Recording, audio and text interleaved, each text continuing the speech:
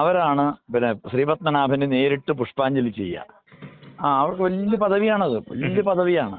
കോട്ടയം നട്ടാശ്ശേരി സൂര്യകാലടി മനയ്ക്ക് സമീപം മീനച്ചിലാറിന്റെ തീരത്ത് സ്ഥിതി ചെയ്യുന്ന വിഷ്ണുമംഗലം ക്രോധവത്ത് ശ്രീ മഹാവിഷ്ണു ക്ഷേത്രത്തിൽ വലിയൊരു ശ്രീമദ് ഭാഗവത സപ്താഹ യജ്ഞം നടക്കുകയാണ്.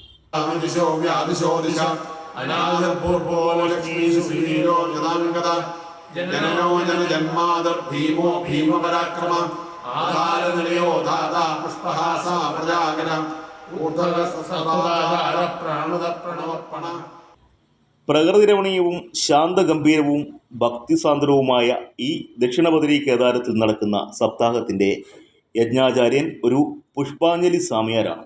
ദക്ഷിണേന്ത്യയിലെ ഏറ്റവും പ്രശസ്തമായ മഹാവിഷ്ണു ക്ഷേത്രങ്ങളിൽ ഒന്നായ തിരുവനന്തപുരത്തെ ശ്രീപത്മനാഭസ്വാമി ക്ഷേത്രത്തിലെ പുഷ്പാഞ്ജലി സ്വാമിയാർ. ക്ഷേത്രങ്ങളുമായി ബന്ധപ്പെട്ട് തന്ത്രി, ശാന്തി തുടങ്ങിയ പേരുകളൊക്കെ ഒട്ടുമിക്കവർക്കും പരിചിതമാണ്. പക്ഷേ അതിൽ നിന്നെല്ലാം വ്യത്യസ്തമാണ് പുഷ്പാഞ്ജലി സ്വാമിയാർ എന്ന പേര്.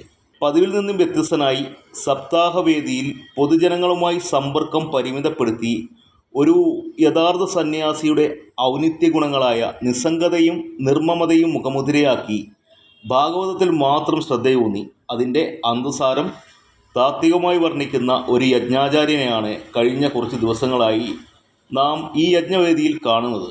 ഇതുകൊണ്ടൊക്കെ തന്നെ അദ്ദേഹത്തെക്കുറിച്ച് കൂടുതൽ അറിയണമെന്നൊരു തോന്നൽ ശക്തമായി. നമുക്കൊരാളെക്കുറിച്ച് അറിയണമെങ്കിൽ അദ്ദേഹത്തോട് നേരിട്ട് ചോദിക്കാം. അതല്ല എങ്കിൽ അദ്ദേഹവുമായി അടുത്ത വ്യക്തിബന്ധമുള്ള ആരോടെങ്കിലും ചോദിക്കണം. ദക്ഷിണബദരി കേദാര ന്യൂസ് തിരഞ്ഞെടുത്തത് രണ്ടാമത്തെ വഴിയാണ്. ലോകമറിയുന്ന സംസ്കൃത പണ്ഡിതൻ, മഹസദസ്സുകളടക്കം പൈതൃകരത്നം എന്ന വിളിപ്പേരിൽ സുപരിചിതനായ doctor K Unnikrishnan Namboothiri sir.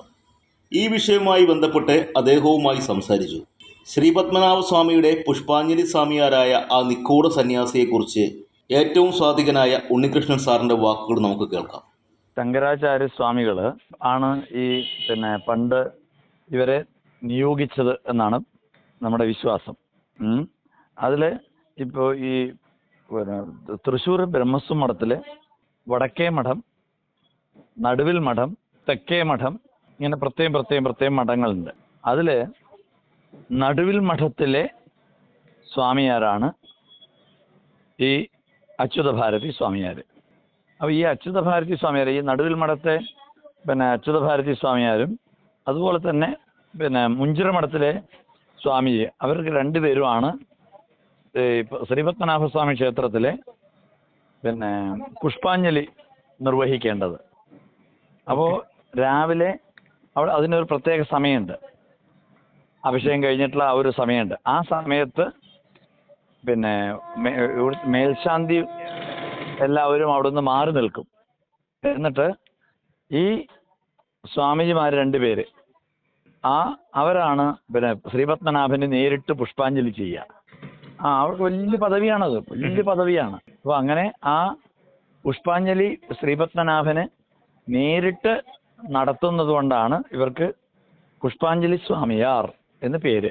അപ്പോൾ അങ്ങനെ നടുവിൽ മഠത്തെ ഇപ്പോഴത്തെ സ്വാമിജി, നടുവിൽ മഠത്തിൻ്റെ ഇപ്പോഴത്തെ മഠാധിപതി എന്ന് പറയുന്നത്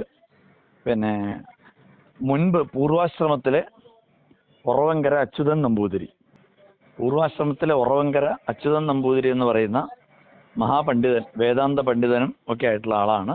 പിന്നീട് അദ്ദേഹം സന്യാസം സ്വീകരിച്ച് അച്യുതഭാരതി സ്വാമിജിയായത്. അദ്ദേഹം എൻ്റെ സീനിയറായിട്ട് ഞാൻ പഠിച്ച കാഞ്ചി കാമുകൂടി പീഠത്തിൽ എൻ്റെ സീനിയറായിട്ട് പഠിച്ചിട്ടുള്ള ആളാണ് ഈ അച്യുതഭാരതി സ്വാമിജിയാർ എന്ന് പറയുന്ന ഉറവങ്കര അച്യുത നമ്പൂതിരി.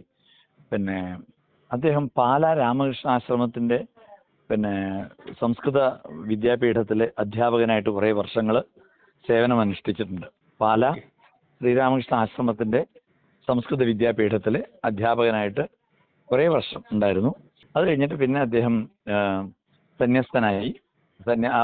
അതിനിടയിൽ അദ്ദേഹം ഒരു 10-25 വർഷം എങ്കിലും 20 വർഷമെങ്കിലും അദ്ദേഹം കേരളത്തിൽ അങ്ങോളം ഇങ്ങോളം, ഭാരതത്തിൽ തന്നെ അങ്ങോളം ഇങ്ങോളം ഭാഗവത ആചാര്യനായിട്ട് ഭാഗവത പ്രഭാഷണങ്ങൾ, സപ്താഹ യജ്ഞങ്ങളൊക്കെ നടത്തുമായിരുന്നു. അദ്ദേഹം ശരിക്കും ഒരു സപ്താഹ രംഗത്ത് ഈ അച്യുതഭാരതി സ്വാമിയാർ എന്ന് ഇപ്പൊ പ്രസിദ്ധനാകുന്നതിനേക്കാളും മുമ്പ് തന്നെ ഉറവങ്കര പിന്നെ അച്യുതൻ നമ്പൂതിരി എന്ന് പറഞ്ഞു കഴിഞ്ഞാൽ ഭാഗവത ആചാര്യന്മാരിൽ അഗ്രഗണ്യനായിരുന്നു. തത്വപ്രവചനത്തിൽ വെറുതെ ചുമ്മാ എന്തെങ്കിലും പറയല്ല, ഭാഗവതത്തിന്റെ തത്വം ഭംഗിയായിട്ട് പറയാൻ, വേദാന്ത തത്വം പറയാൻ കേരളത്തിൽ വളരെ കുറച്ച് പേരേ ഉള്ളൂ ശരിക്കും നല്ല തത്വപ്രവചനം ചെയ്യുന്നവർ. അവരിൽ അഗ്രഗണ്യനായിട്ടുള്ള ആളാണ് ഇദ്ദേഹം.